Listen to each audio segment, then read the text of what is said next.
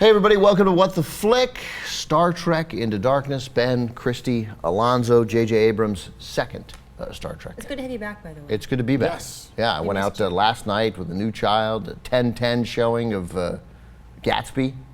I feel like I'm pot committed. You didn't take the kid, which we appreciate. Oh my God, yeah. Most parents do. I appreciated it too. Yeah. Is this, what do we think of this Star Trek? Okay, so Star Trek Into Darkness, we are picking up on the new J.J. Abrams Star Trek timeline, and we begin with Kirk saving Spock from a volcano, but violating the Prime Directive and getting busted down to first officer. But then crazy stuff happens because Benedict Cumberbatch pops up as John Harrison, a former Starfleet officer who is seemingly committing random acts of terrorism. And this leads to a manhunt, which could lead to a full-on war with the Klingons. Check it out. There's greatness in you, This ship has no offensive capability. Got us. Give me all 6 fuel cells. but there's not an ounce of humility. Captain on the bridge. They're closing fast, bearing 285. Then you're gonna get yourself and everyone under your command killed. You think you're safe? Darkness is coming. Now, shall we begin? Jim, you're not actually going after this guy, are you?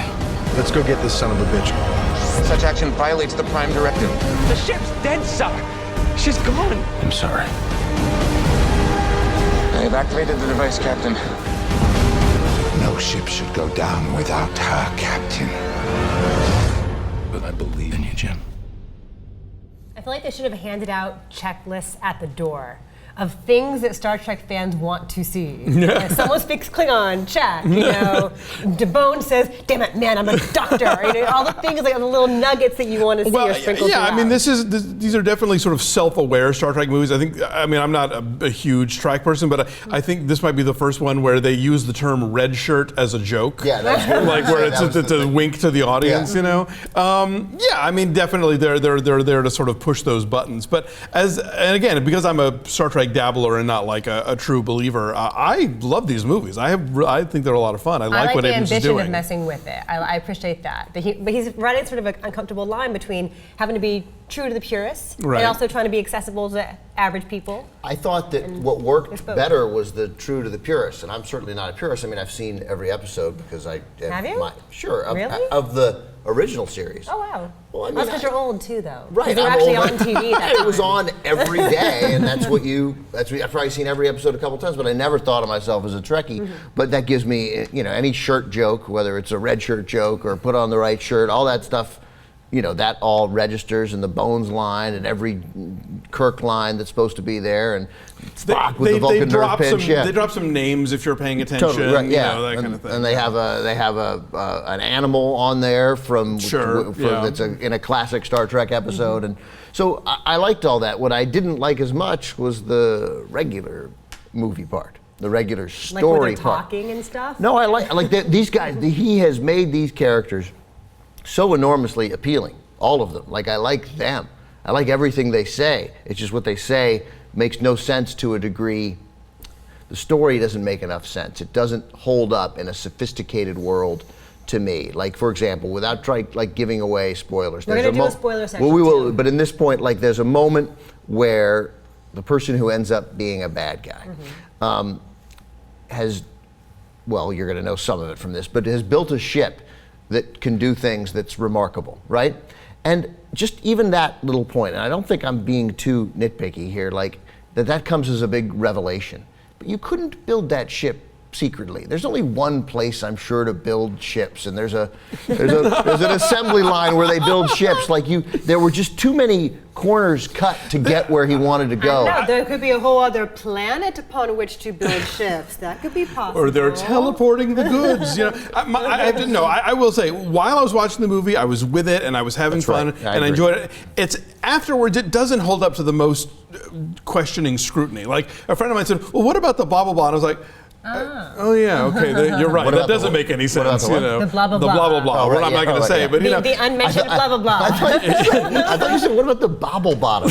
And I was like, shit, I missed the whole Bobble Bottom storyline. It's very key. Yeah. It's from season 2. I think the action stuff works really well. I love the way this is shot. I mean, yes, there are lens flares. Get over it. It could be a drinking game. You could have a lens pretty flare much. drinking game. But the 3D is used really well for the most part. I think in the action sequences and in these sort of just vertiginous sort of overhead shots of the future cityscapes and stuff, used really well. Less so when you have a conversation where the camera's this close and a nose pops in occasionally. That was a little distracting. But I like the way this movie's put together. I like the chemistry between the characters. I mean, this is sort of it's almost a workplace comedy at times, where you have this ensemble of people that work together and their stuff and their own strengths and weaknesses that they bring to the thing. And, I had a good time. I really enjoyed this movie. I'm sorry, because I don't want to be like, I don't care specifically that they built a ship and there's no way that Starfleet could have built a secret ship that cost $60 gazillion without the people involved in that process normally knowing about it. There were just too many moments where stuff wasn't explained to get to what felt like pretty ordinary movie plot points. Then the action made that scene gripping, but there was a lot of time spent, often we were getting to sort of, you could see the bad guy coming a mile away and it was fairly ordinary.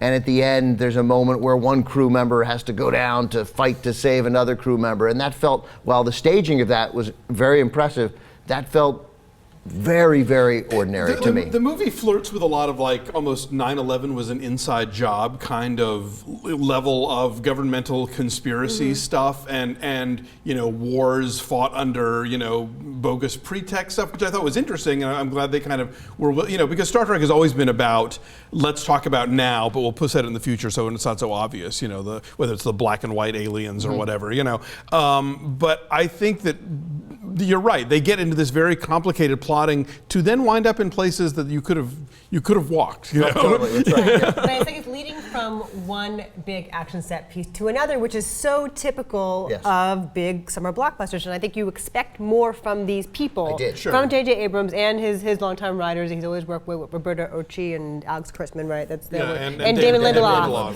And people who, are really, really clever and have come up with entire new worlds, and here there's quite a bit of rehash of stuff that we've seen before, and that's disappointing. But again, the action set pieces are kind of amazing. Well, unlike in a Michael Bay movie where it's just one sort of action piece after another, like here the characters say funny, clever things, and you really like them, and they're developed.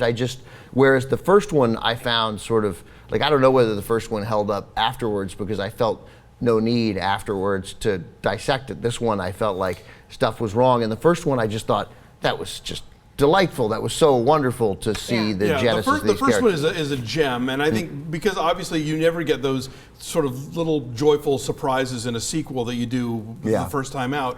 So even given that that's not happening, you're right. It's a lesser movie, but not a bad one, I thought. But also, I don't think it was a bad one. I was going to say, it feels really transitional to me, like it's clearly the second in a trilogy because it ends very, very abruptly, right? You have a lot of build-up, a lot of big action scenes, and then it just kind of ends and sets up what is clearly meant to be the next chapter in this. And so it's a little... No, I think there'll be another No, clearly. But it's very abrupt and a little unsatisfying because it's clearly meant to be a transitional piece between other stuff. It is beautiful, and we saw it in IMAX 3D.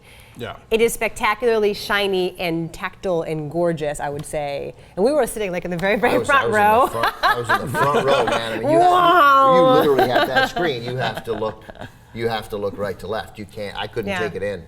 But I was not fazed by that. In fact, I thought sometimes that was sort of exciting. It's beautiful, it's fun. There's when they're doing the Klingon translation, it's one side on one side and the other on the other, so I was like, which was amusing. My Klingon is rusty. I have to actually read the subtitles. I was at Klingon Wimbledon. Yes. So we're going to do a whole spoiler section also. Yes. So if you want to go see it and then go check that out as well and play along with us to find out what we really think about this movie, please go check on that. So let's give some numbers here. Numbers here. Yeah, I didn't hate it at all. I gave it a 6.6. I just for exactly the reasons I said. There were times it just felt super ordinary, which I expect more from these guys. That's all. 6.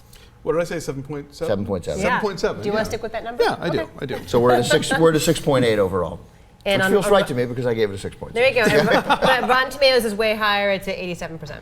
And Yeah, come back for spoilers.